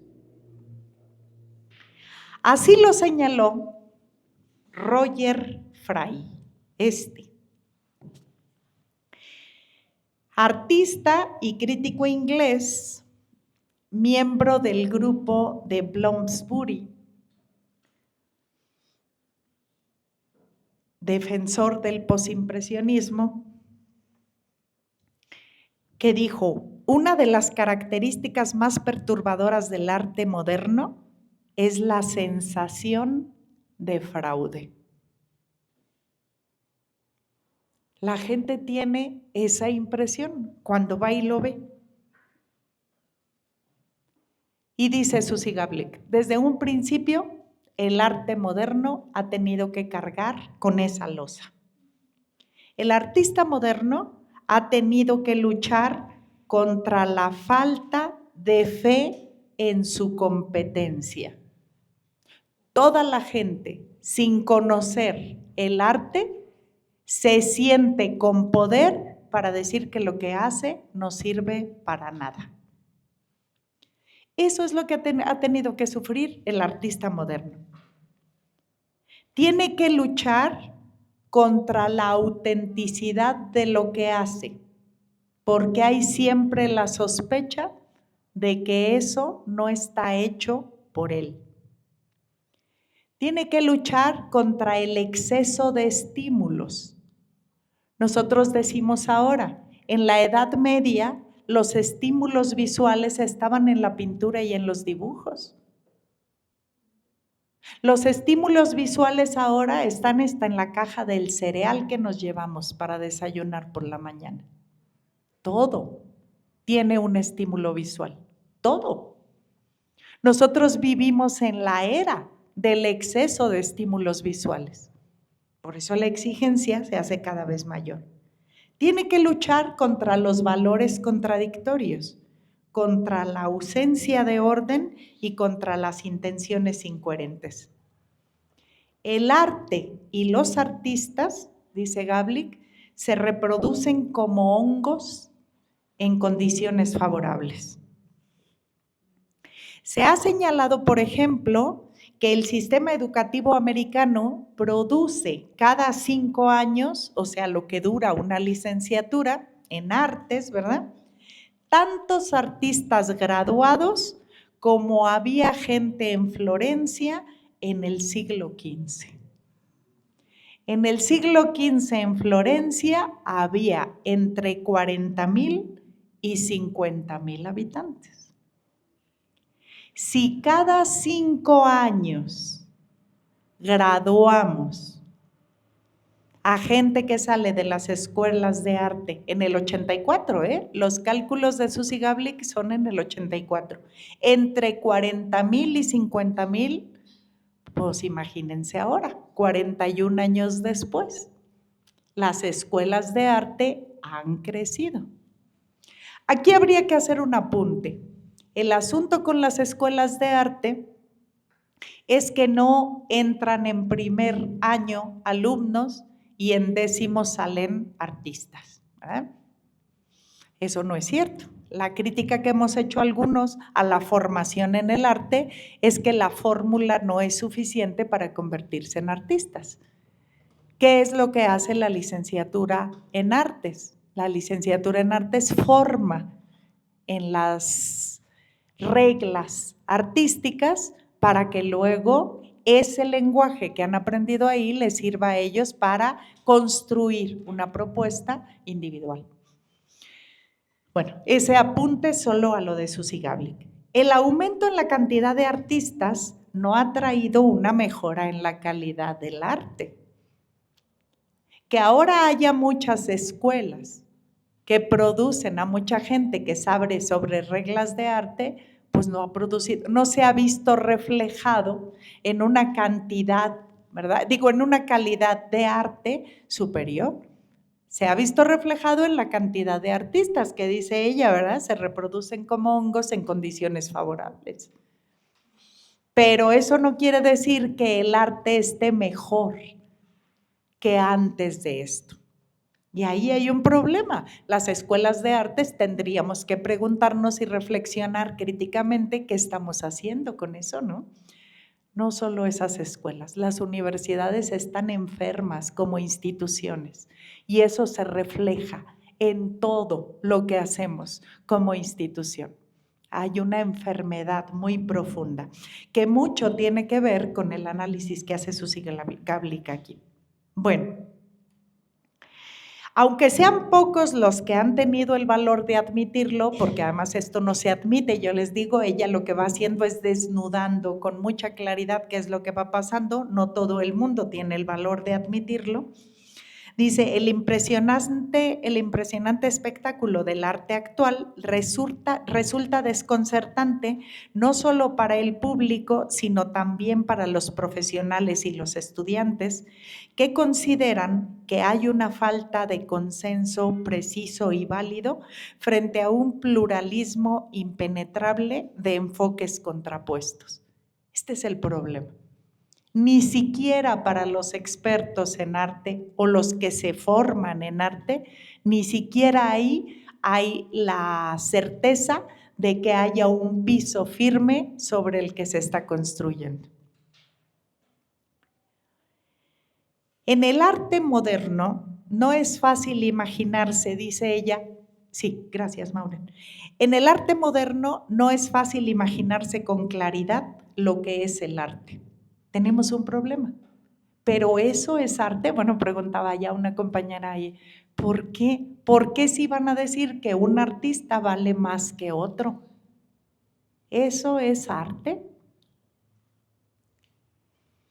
En el arte moderno no es fácil imaginarse con claridad lo que es el arte, ni cómo se puede justificar la llegada de su situación actual.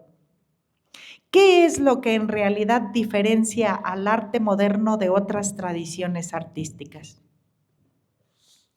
Auguste Renoir, pintor francés impresionista, escribió en una ocasión que en el pasado era posible producir obras colectivas y destinadas a una comunidad, debido a que los pintores poseían la misma técnica, tenían la misma visión del mundo y la misma fe.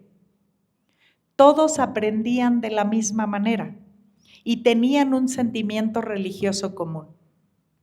Hasta la Edad Moderna, el arte y los artistas estuvieron imbuidos de una misión cuasi religiosa, a la vez que moral y social.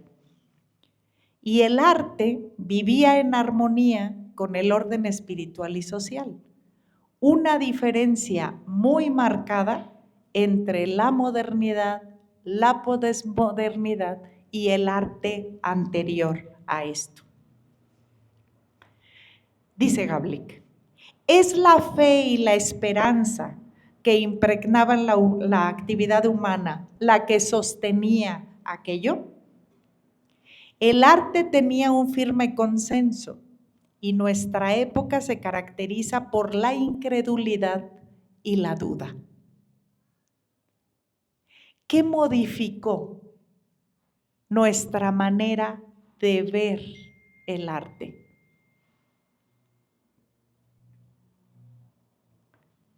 Las ideas de ayer eran precisas y satisfactorias.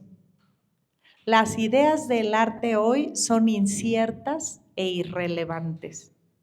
Y aunque se escriben muchas historias sobre el arte moderno, análisis eruditos que estudian la cadencia de estilos y formas quedan cortos a la hora de trazar la verdadera silueta del asunto. No se aporta una respuesta aceptable de por qué el arte provoca desconfianza en la sociedad moderna. El arte en la sociedad moderna parece estar pensado para excitar, para molestar y para irritar a la gente. No cabe el problema de la popularidad.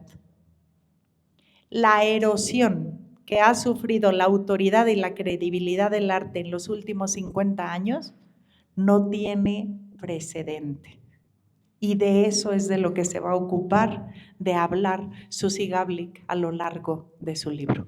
No hemos terminado la introducción, pero aquí como para poder continuar la próxima semana. Bueno, hasta aquí lo que tenemos. ¿Hay algún comentario final, alguna duda, alguna cosa que quieran compartir antes de que nos vayamos a preparar el festejo del Día de las Madres el día de mañana? ¿Hay alguien que quiera comentar alguna cosa? Bueno, nos quedamos pues muy al principio, ¿eh? Todavía nos faltan varias cuartillas para llegar a, apenas es la introducción de Susi Gablik. Igual si ustedes pueden leer, adelante, y si no, pues yo ya les dije que a mí no me parece que hay que desperdiciar casi ninguna palabra de lo que Gablik dice, pero pues aquí lo vamos compartiendo, ¿sale? Que tengan un fin de semana muy agradable, que descansen, muchas gracias por estar aquí, felicidades a las mamás para el día de mañana y nos vemos el próximo viernes.